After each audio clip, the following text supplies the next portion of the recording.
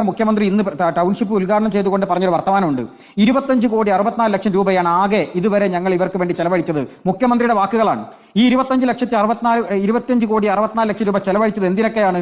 വാടക ഇനത്തിൽ കൊടുത്തതാണ്, മൃതദേഹങ്ങൾ സംസ്കരിക്കുന്നതിന്റെ ചെലവാണ്, ഇവരുടെ ക്യാമ്പുകളിൽ ചെലവാക്കിയ പണമാണ്, മരണപ്പെട്ടുപോയ കുടുംബാംഗങ്ങൾക്ക് കൊടുത്ത തുകയാണ്. ഞാൻ ചോദിക്കുന്ന 740 കോടി രൂപയുണ്ടല്ലോ ശ്രീ റഫീഖ്, ഞാൻ ചോദിക്കട്ടെ, നിങ്ങളുടെ വയനാട്ടുകാരായ ആളുകൾ ഭക്ഷണം കഴിക്കാൻ ഒരു കൂപ്പൺ അല്ലേ നിങ്ങൾ ഗവൺമെന്റ് കൊടുത്തത്?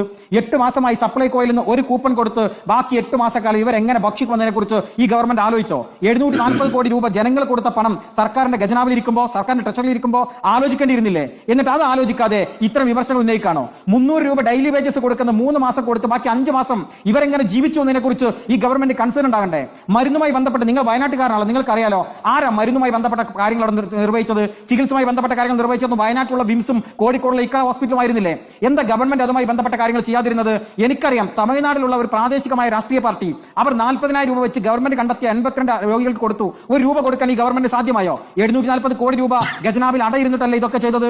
ചികിത്സയ്ക്ക് വേണ്ടി ഗുരുതരമായ പരിക്ക് പറ്റി 116 പേർ ചികിത്സ എടുക്കുമ്പോൾ അതിൽ 42 പേർക്ക് തുടർ ചികിത്സ ആവശ്യമാണ് എന്ന് പറഞ്ഞിട്ട് ആ പണം അനുവദിക്കാൻ UDF-ന്റെ MLA-മാർ സമരം ചെയ്യേണ്ടി വന്നില്ലേ? എന്നിട്ട് 42 പേരുടെ തുടർ ചികിത്സക്ക്, പ്ലാസ്റ്റിക് സർജറി ഉൾപ്പെടെയുള്ള ചികിത്സക്ക് എല്ലാവർക്കും കൂടി ഗവൺമെന്റ് മാറ്റിവെച്ചത് 5 ലക്ഷം രൂപയല്ലേ? ഗവൺമെന്റിന്റെ ഖജനാവിൽ നിന്ന് പോലും അല്ലല്ലോ ഈ പണം കൊടുക്കുന്നത്, ജനങ്ങൾ പിരിച്ചെന്ന പണത്തിൽ നിന്നല്ലേ നിങ്ങൾ ഇത് കൊടുക്കുന്നത്? അവിടെ നിങ്ങൾ പിഷ്കൊത്തരം കാണിച്ച് അവിടെ ആ പണത്തെ ചെലവഴിക്കുന്നതിൽ മടി കാണിച്ചിരിക്കുന്നത് നിങ്ങൾ. ഉന്നത വിദ്യാഭ്യാസ വകുപ്പ്, ഞാൻ നേരത്തെ പറഞ്ഞല്ലോ, ഉന്നത വിദ്യാഭ്യാസ മേഖലയിൽ ഏകദേശം 10-60ഓളം കുട്ടികൾ പഠിക്കുന്ന ഒരു പ്രദേശം. ആ പ്രദേശത്തിൽ MBBS പഠിക്കുന്ന കുട്ടികളുണ്ട്, MBA പഠിക്കുന്ന കുട്ടികളുണ്ട്, എഞ്ചിനീയറിംഗിന് പഠിക്കുന്ന കുട്ടികളുണ്ട്. ഒരു രൂപ ഈ ഗവൺമെന്റ് കൊടുത്തിട്ടില്ല ശ്രീ അരുൺകുമാർ. നമ്മൾ അറിയണ്ടേ, 740 കോടി രൂപ ജനങ്ങൾ കൊടുത്ത പണത്തിൽ നിന്ന് ഒരു രൂപ കൊടുക്കാതെ 8 മാസക്കാലം ഇവർ എന്തെടുക്കായിരുന്നു? അവസാനം മലബാർ ഗോൾഡാണ് ആ വിദ്യാർത്ഥികളുടെ പഠനം ഏറ്റെടുക്കാൻ വേണ്ടി തീരുമാനിച്ചത്. സർക്കാർ ജോലി കൊടുക്കുന്ന കാര്യം പറഞ്ഞു. 14 സർക്കാർ ജോലി കൊടുക്കാൻ ഗവൺമെന്റ് പറഞ്ഞ നോംസ് പ്രകാരമുള്ള 14 പേരുണ്ട്. ഒരു കുടുംബത്തിലെ 11 പേര് മരണപ്പെട്ടു പോയ അവശേഷിക്കുന്ന നൗഫലുണ്ട്. ഒരാൾക്കല്ലേ കൊടുത്തത്? അതിന് വല്ല PR വർക്ക് നടത്തി കേരളം മുഴുവൻ കൊണ്ട് നടന്നില്ലേ? ബാക്കി 14 പേരുടെ കാര്യത്തിൽ എന്തെങ്കിലും ഒരു കൺസേൺ ഈ ഗവൺമെന്റ് എടുത്തില്ലല്ലോ. അവസാനം ലോണുമായി ബന്ധപ്പെട്ട് BJP ഗവൺമെന്റ് ചെയ്തൊക്കെ നമുക്ക് മാറ്റിവെക്കാം. ഇന്ന് രാവിലെ അരുൺകുമാർ വാർത്ത വായിക്കുമ്പോൾ കേരളത്തിന്റെ റവന്യൂ മന്ത്രി പറഞ്ഞ എന്താണ്? 180 ചില്ലാനും കുടുംബങ്ങളിലായി 30 കോടി രൂപയുടെ ലോണാണ് ഉള്ളത്, നിലവിൽ മൊറട്ടോറിയമാണ്, ഞങ്ങൾ അതുമായി ബന്ധപ്പെട്ട് അടയ്ക്കുന്നതിനെ കുറിച്ച് ആലോചിക്കുകയാണ് എന്നാണ്.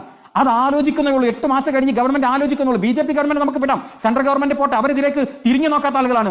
740 കോടി രൂപ കയ്യിൽ വെച്ചിട്ട് 30 കോടിയുടെ ലോൺ അടയ്ക്കാൻ കഴിയാതെ ഈ ജനങ്ങളെ മുൻപിലേക്ക് ഈ പറയുന്ന മൊറട്ടോറിയം കഴിഞ്ഞ ആളുകൾ, രണ്ടാമത് ബാങ്കുകാർ പ്രയാസപ്പെടുത്താൻ വേണ്ടി വരുമ്പോൾ അത് ചെലവാക്കാൻ മടിച്ചു നിൽക്കുന്ന ഈ ഗവൺമെന്റ് എന്ത് മര്യാദയാണ് വയനാട്ടുകാരോട് കാണിച്ചത് എന്ന് പറയുന്നത്? എന്തിനേറെ, കുടുംബശ്രീയുടെ മൈക്രോ ഫാമിലി പ്രൊജക്ടിലേക്ക് 6 കോടി രൂപയെ ചോദിച്ചുള്ളൂ.